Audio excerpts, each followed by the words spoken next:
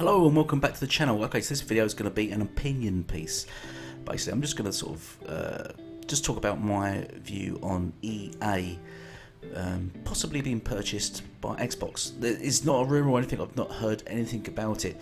This video is really just about my opinion on it and why I think it'd actually be good for business for Xbox to do so. So please don't take anything I say as a fact entirely, and as a sort of a previous contract manager of the government, I sort of know a little bit about sort of wheelings and dealings and stuff like this.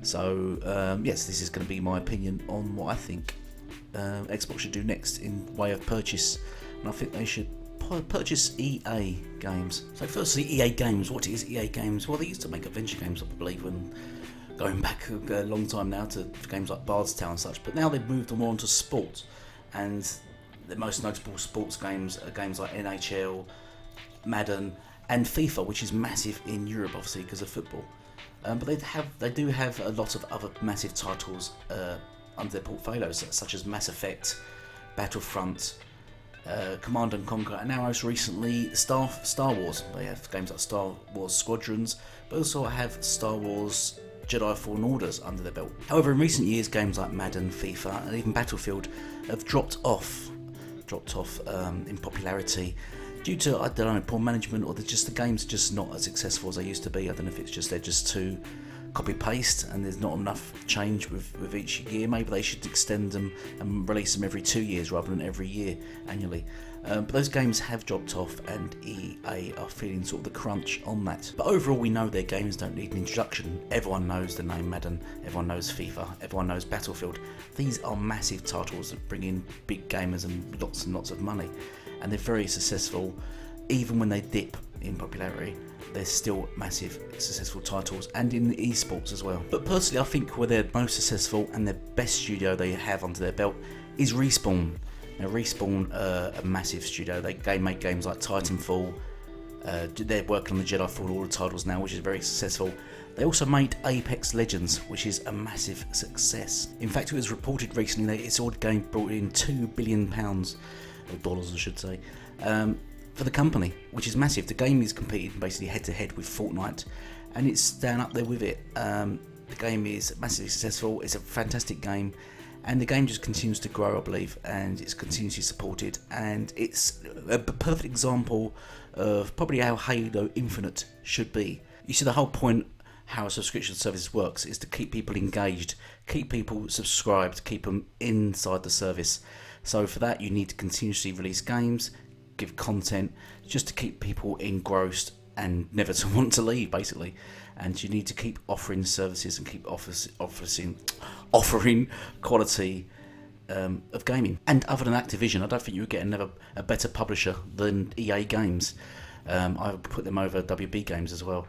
I know WB Games has got some great titles like the Batman franchise, but EA Games offers sport, and sport is massive, and they have all the best sports games to their belt, as well as I said, the Battlefield games, Apex Legends and such games, and the Titanfall series is fantastic as well. So engagement and engrossment, you need active players in the service at all times.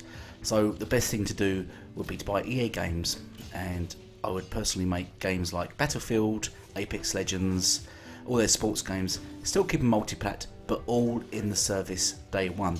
So as soon as you log into Gamepass, you've got all your sports games there, FIFA, Madden, NHL, etc.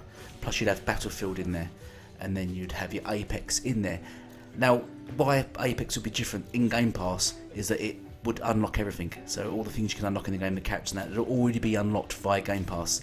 So that would already be an incentive if you play Apex, say on PC. You'd probably log into Game Pass, so you don't have to purchase a lot of the MTs, and you wouldn't have to purchase the characters. You simply just subscribe to Game Pass and get those free, all those would be unlocked. So while I'd keep those games multi-plat, I'd keep games like Battlefield, all the sports games, and Apex multi-plat, I'd leave them on other platforms. I would lock down and make exclusive games like a Titanfall 3, or possibly another Jedi Fallen Order, and games like that moving forward. Games by Respawn, basically. I would lock their games down under Game Pass, and not put them on other platforms other than through Game Pass, so PC via Game Pass. And that's where then you'd have the exclusive engagement as well.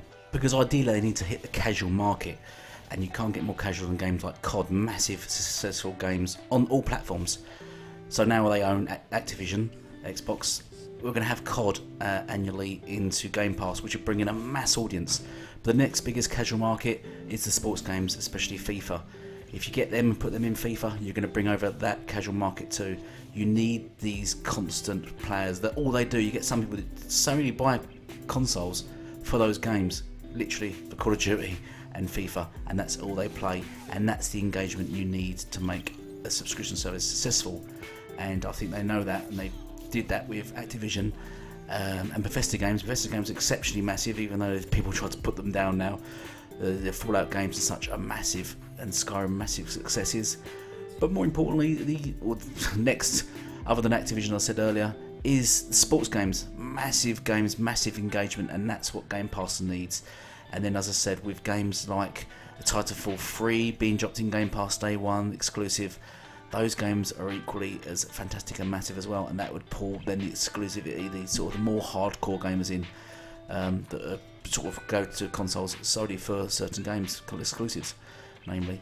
But I think that's how Xbox should move next. EA games is a priority, I believe, in their portfolio. I think once you've got EA games, I don't think you necessarily need anyone else. I think you could just roll with those for a long time.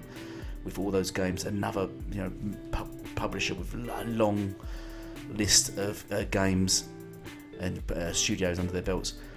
Once you've got those in, I think you wouldn't need much else to do.